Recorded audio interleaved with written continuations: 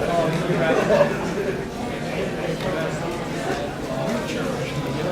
thought school would be this hard. I have so much to do. How am I ever going to handle all this stress? Friends are funny. I can't stand it. I've heard horror stories about roommates, but I didn't think they were true. If I have to listen to one more person complain, I just need to lose a little more. It's not like I have a problem. I used to hate it here. We really did it all. I don't know how to tell him. You have to think of your safety. I never realized how important my faith is. I've only partied 3 days a week. I can solve anytime. This is a test. A test of your diversity, social responsibility, and acceptance. Soon you will see skits on a variety of topics. Topics that affect you, your friends, your classmates. You may be forced out of your comfort zone, but it's okay to learn, to laugh, to cry, to feel uncomfortable, and even grow. Please be mindful and respect the people sitting around you. Know that you or someone near you may have faced or are facing these issues right now. Please pay attention and remember, this is not just a test. This may be your wake-up call and reality check. This is the Real World CUA. When I first left home to come to CUA, my dad and I had a rough time. I always felt that he didn't want to let me grow up. I was his little baby girl, so I always tried to prove to him that I was an adult. Let me tell you about the first Christmas break that I went home. I went out with some friends from high school, and we didn't get in until 3 a.m. Anyway, in college, it's not a big deal. Well, my dad thought it was a very big deal. Huge fight. I'm an adult. I'm in college. You're living under my roof. We were just hanging out. Hanging out? What exactly does one hang out of? I know it seems kind of silly now, but we were changing our relationship. And change can be scary. But I'm a junior now, and my dad and I are working things out. I realize that he's just concerned for my safety, so I check in, especially when I'm visiting him. And he's been really supportive of my decision to take an internship this summer and to not live at home. It's a good thing. Just remember that change can be scary, even if you want it, or you know it's coming. I cannot stand another minute in that room. Trouble with a new roommate, I'm assuming? Yeah, Tiffany's spoiled. She has her boyfriend over every night, and she comes in and bangs everything around while I'm sleeping. Not to mention, she snores. Caroline. Oh, hang on. I am not done. She also wears this terrible perfume, and I think she's stealing food from my refrigerator. Really? How do you know? Well, I don't know, but it seems like something she would do. And you ended up with her for... 3 days. Caroline, 3 days is nothing. Well, it feels like 3 years. I can't handle another minute with her in my room. Isn't it her room too? You know what I mean. Okay, calm down. What happened to your roommate from last year? Did you guys get along great? Yeah, we did. She just decided she wanted to live with someone of her major this year. Alright, so what are you gonna do? What do you mean? I mean, are you gonna talk to her? You know, speak nicely to your roommate? If that doesn't work out, what about your RA? I don't know. You know what? You're right. I got a much better idea. You should just drop out of school. This is too big of a deal. It's basically ruined your life. You should leave the world of academics forever. You know, get a nice job selling French fries or something. You know, if that gets too hard, you can always just live on the street. Jason, stop making fun of me. Caroline, you're usually a very sensible person, and you're making too big of a deal out of this. Why don't you and Tiff see if you can work it out? If not, talk to your RA.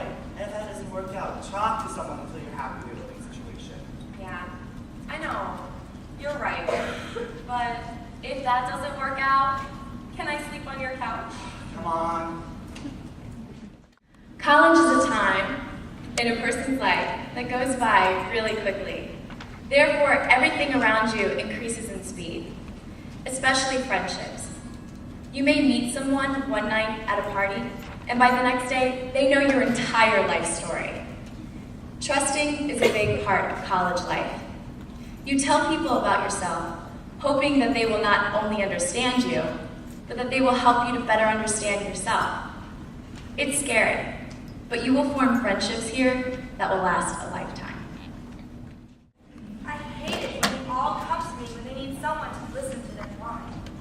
It's like they just carelessly suspect that I'm immune to sadness and depression. What they don't get is I'm just like them. Why don't they just go to the counseling center? I do, and have always had a great relationship with them. To my friends, I'm just this pillar of happiness standing up proud. To them, I've had no problems in my daily life. It's all just flowers and sunshine. Well, I mean, why do they think that if I'm surrounded by this all the time, it doesn't get me down? But no, they've got their problems to deal with first. So they come to me. They want to hear me say that everything's gonna be okay in the end. Things really aren't as bad as they seem to be. I just listen to them more about their crushes not liking them, their boyfriends not spending every minute of every hour, every day with them. Maybe it's my fault. I put on this front like I'm so happy all the time. So naturally, they come to me, the happiest person they can find in a mile radius. Maybe they think some of my happiness will be passed on to them. Maybe they think they'll be happier if they're like me. They wouldn't know this happiness. Can't even call it happiness. Can't stand it anymore. People say I make a good psychologist. Maybe they're right.